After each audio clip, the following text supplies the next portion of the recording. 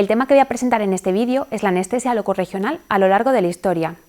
Hablaré de la anestesia regional, del opio, de la morfina, de la cocaína y cómo se ha ido descubriendo la anestesia espinal y epidural. La anestesia regional ha sido posible su descubrimiento gracias a la aparición de las agujas, que fue en primer lugar en Estados Unidos. Para ello, a partir del descubrimiento de las agujas, se ha ido empleando algunas sustancias como el opio y la morfina para poder realizar las anestesias espinales y regionales. El opio y la morfina son productos naturales derivados de un tipo de amapola que se llama Papaver somniferum. El elemento activo del opio es la morfina y a partir del siglo XIX es cuando se ha iniciado su uso. Sin embargo, a pesar de sus efectos analgésicos, no se consideró al inicio un buen anestésico, puesto que no tiene, propiamente dicho, propiedades anestésicas como tal, pero sí que era útil para el control del dolor. Por lo tanto, la morfina desplazó al opio en el mundo occidental. La morfina se hablaba que era una droga de gente de bien, es decir, de los burgueses y de algunas profesiones como los médicos, los farmacéuticos. Todo ello la utilizaban para el control del dolor, un analgésico bastante potente. Además, este analgésico fue empleado durante la Guerra Civil Americana, junto con el éter con sus propiedades anestésicas, y a partir de este uso se describió lo que se llama Army Disease, que significa que es una drogodependencia.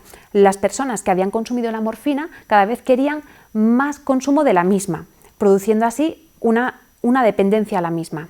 También más tarde, en la guerra franco-prusiana, fue empleada la morfina y también generó este mismo problema de drogodependencia. Entonces, en este momento llegó el problema de la desintoxicación. ¿Cómo se podía desintoxicar a toda esta población que había estado consumiendo la morfina durante tanto tiempo? La cocaína fue otra sustancia que nos permitió el desarrollo de la anestesia locorregional. La cocaína tiene efectos anestésicos y analgésicos. Va a derivar de los arbustos de la especie Erythroxylum coca y se utiliza desde los aborígenes amerindios. Los efectos han sido descritos por Tomás Ortiz y hasta incluso Felipe II la utilizó y lo denominó ayo. Más tarde se trajeron estas sustancias a Europa para poderlas emplear y en el 1859 fue cuando en el laboratorio se aisló el alcaloide del que deriva la cocaína. Con el uso de la cocaína tenemos que destacar a Wöhler y a Freud. Son los primeros que empezaron a emplear la cocaína con propiedades anestésicas. La emplearon para cirugías oftalmológicas en el que inyectaban cocaína con efectos anestésicos. También tenemos que destacar a Kohler por su empleo de la cocaína en una anestesia espinal, la administración de cocaína para hacer un bloqueo espinal. Y también Halsted, Halsted es otro célebre del que tenemos que destacar su uso de la cocaína, la anestesia locorregional, y además fue el creador de los guantes quirúrgicos. En la anestesia espinal vamos a destacar a Corning, a Bier y a Vicente Sagarra. A Corning fue el primero donde también realizó anestesias espinales con cocaína inyectada.